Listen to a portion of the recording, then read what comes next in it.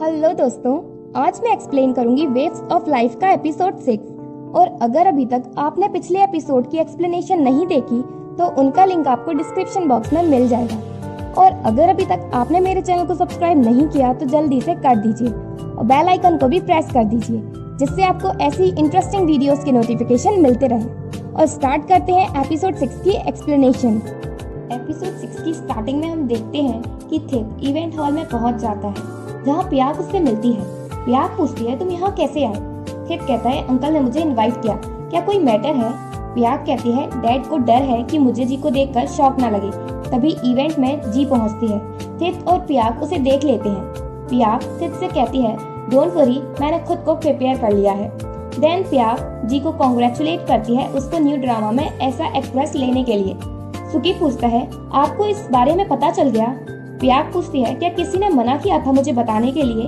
Then conference start होती है और चैनल हेड अनाउंस करते हैं कि जी को ड्रामा में ऐसा मेन एक्ट्रेस लिया जा रहा है और वो उसे स्टेज पर बुलाते हैं।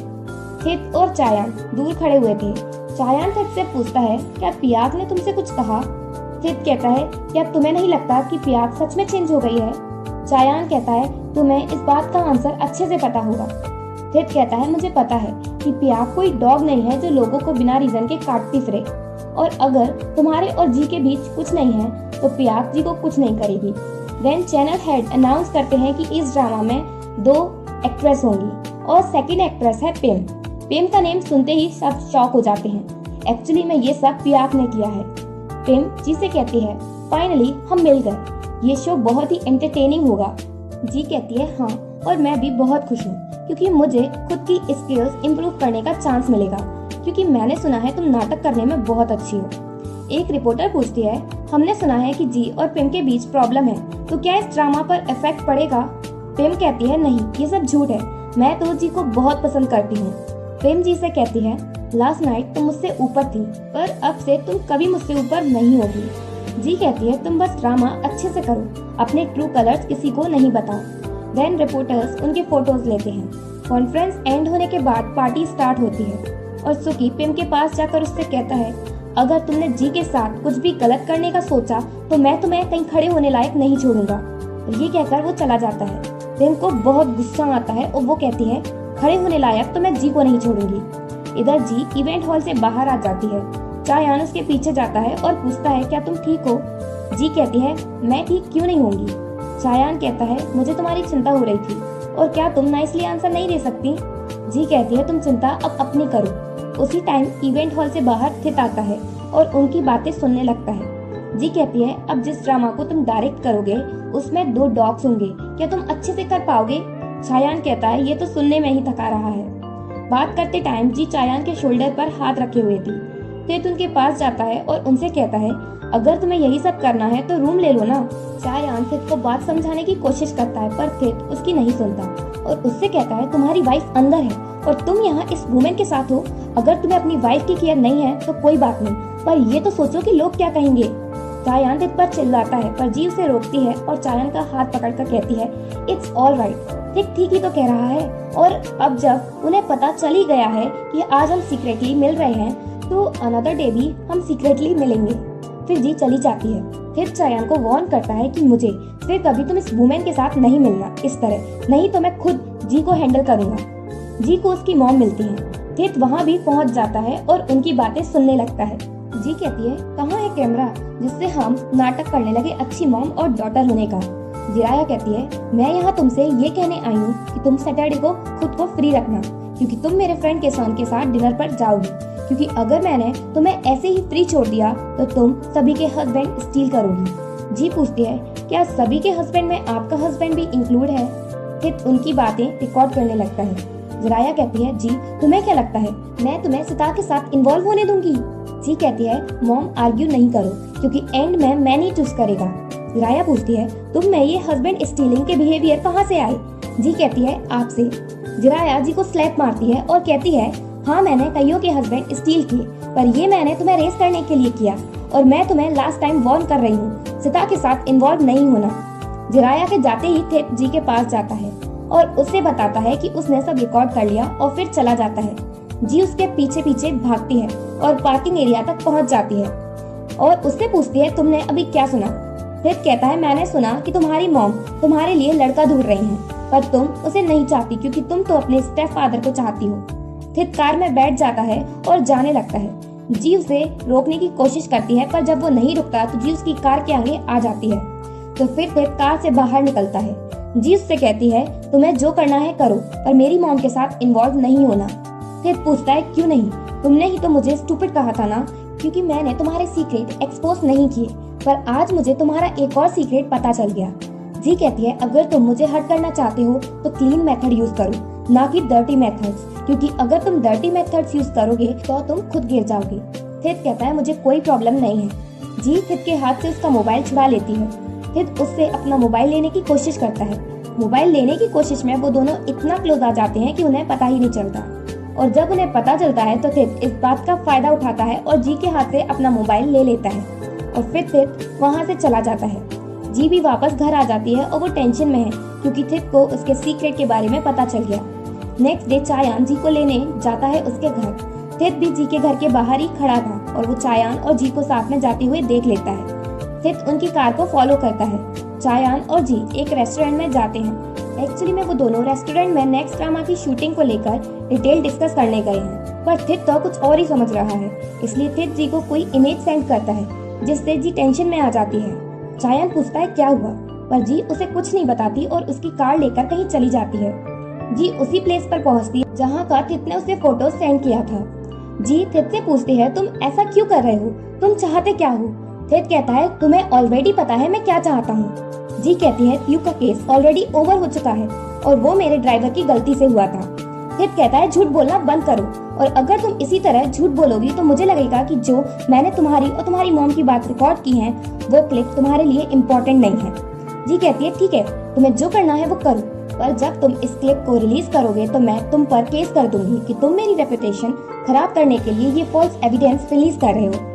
थित को दूसरा आइडिया आता है उस क्लिप को रिलीज करने का बिना उसका नेम आए, तो वो जी को दिखाकर अपना मोबाइल फेंक देता है और जी से कहता है ये एक्सपेंसिव फोन है इसलिए टूटेगा नहीं, और कोई अगर इसे उठा लेगा और उसमें क्लिप उसे मिल जाएगी तो वो रिलीज कर देगा। जी उस फोन को देख लेती है क्योंकि वो बिल्डिंग से नीचे गिरने की वजह बीच में ही फंस गया। थित के जाने के बाद जी उस फोन को उठाने की कोशिश करती है। दूर से जब थित जी को ऐसा करते देखता है तो वो उसके पास जाता है। जी जब फोन उठा रही थी तो अचानक से फोन उसके हाथ नहीं आता और उसका हाथ भी छूट जाता है जिससे वो गिरने वाली होती है, पर थित सही टाइम पर पहुंचकर जी को बचा लेता है और जी से कहता है तुम जैसे लोग जल्दी नहीं मर सकते, तुम्हें तो जब तक जीना होगा जब तक सबको तुम्हारा सच पता न चल जाए। देन थित चला जाता है। जेड स्कूल जाता है जहाँ दाव स्टूडेंट को सिटअप करवा रही थी, तो जेड दाव की हेल्प करता है सिटअप्स करने में। तभी अचानक से दूर से बॉल आकर दाव के सर में लगती है जिससे दाव बेहोश हो जाती है। जब दाव को होश आता है तो जेड उसे घर छोड़ने जाता है। जी से लड़ने के बाद थित ग्रैंडमा जैन से मिलने विलेज जाता है, पर जब थित उनके घर पहुंचता है तो देखता है कि घर पर ग्रैंडमा बेहोश पड़ी हुई हैं और उनका सन भी घर पर नहीं है। थित उन्हें हॉस्पिटल लेकर जाता है। डॉक्टर थित को बताते हैं कि उन्हें कैंसर है, इसलिए वो बेहोश हो गई थी और कंडीशन बता रही है कि वो कैंसर की 3rd स्टेज पर है, इसलिए उनका ट्रीटमेंट जल्दी से जल्दी होना चाहिए जिससे उनकी कंडीशन ठीक हो सके। जेड दाव को घर लेकर पहुंचता है और कहता है ये कितना स्ट्रेंज है ना, जब भी मैं तुमसे मिलता हूँ तुम किसी न किसी प्रॉब्लम में आ जाती हो, या मैं अनलकी हूँ इसलिए तुम मुझे हेट करती होगी। दाव कहती है नहीं, अनलकी तो मैं हूँ और तुम मुझे पसंद नहीं करते होगे। जेड कहता है तुम जैसे को कोई डिसलाइक कैसे कर सकता है। जेड की बातों से दाव को लगता है कि जेड उसे लाइक करता है। तभी घर पर जी पहुंचती है और जेड से पूछती है वो घर पर क्या कर रहा है।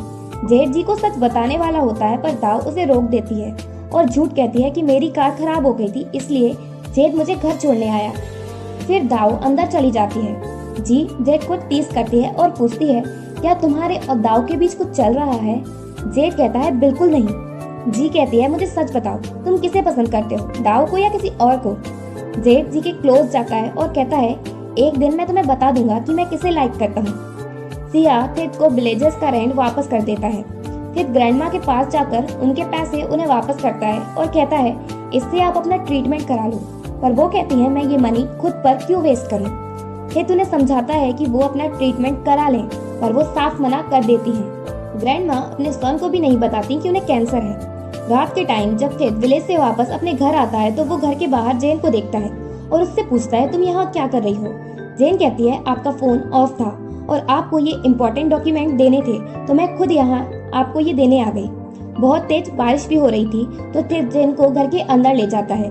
देन थित जेन के लिए कॉफी बनाने के लिए जब किचन में जाता है तो साथ में जेन भी जाती है और जेन किचन में सारा सामान फैला हुआ देखती है।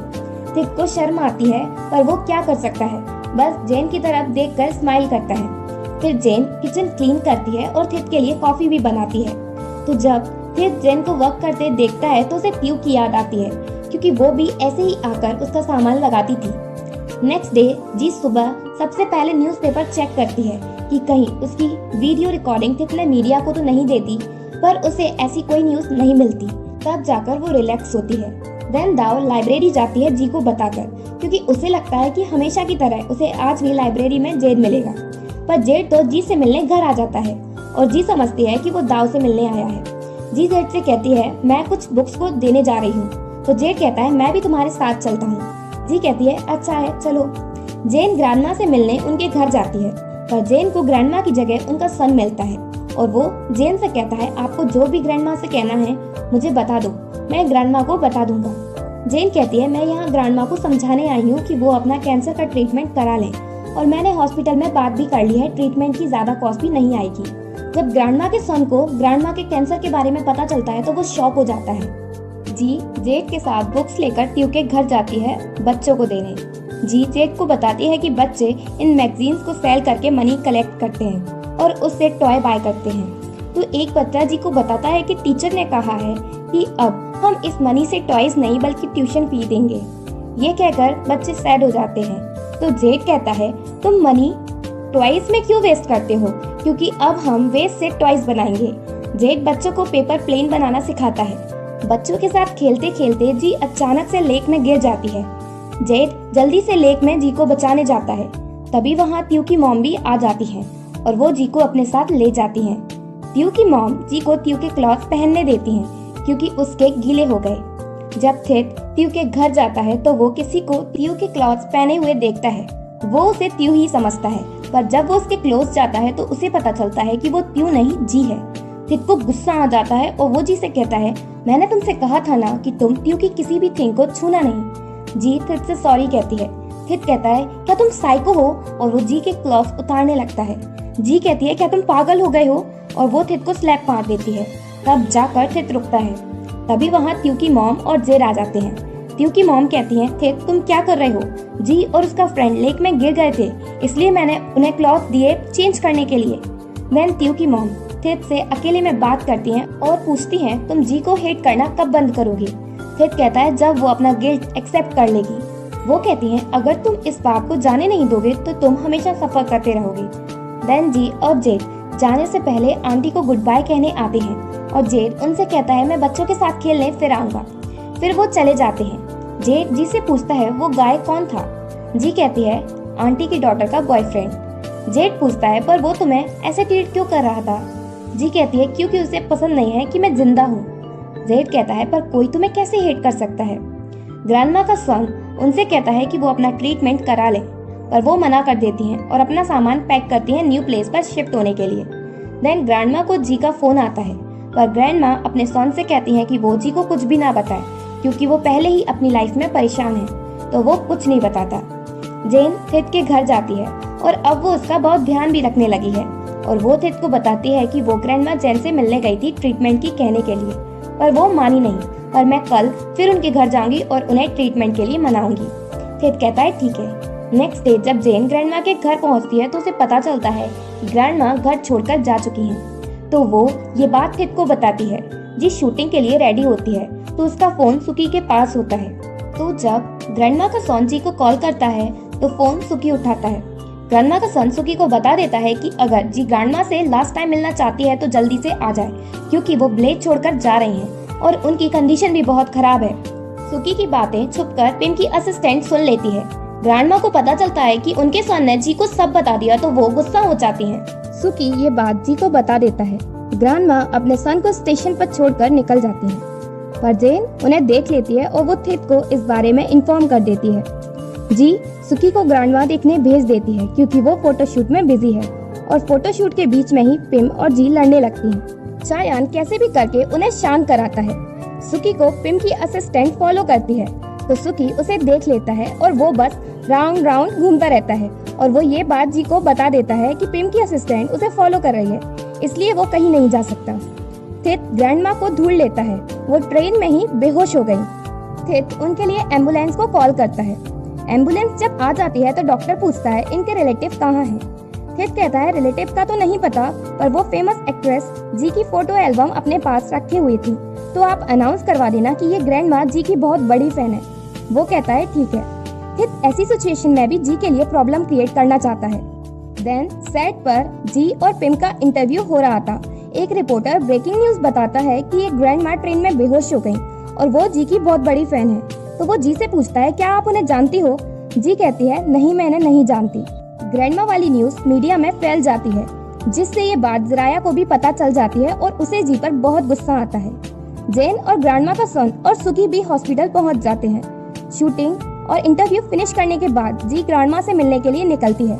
पियाक चायान से कहती है कि वो जी के साथ जाए। चायान और जी पियाक की इस बात से सरप्राइज होते हैं कि वो ऐसा कैसे कह सकती है। देन पियाक रिपोर्टर्स को गलत न्यूज देती है कि वो जी की ग्रैंडमा है। जिराया ग्रैंडमा से मिलने हॉस्पिटल पहुंच जाती है। जी और चायान भी हॉस्पिटल पहुंच जाते हैं, पर ग्रैंडमा से मिलने से पहले वहां रिपोर्टर्स पहुंच जाते हैं और वो जी से पूछते हैं क्या आप वो ग्रैंडमा को जानती हो।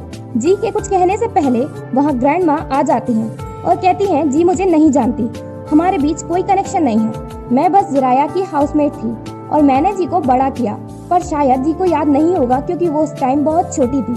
तो जिराया यहाँ ये कंडीशन संभालने के लिए आई थी।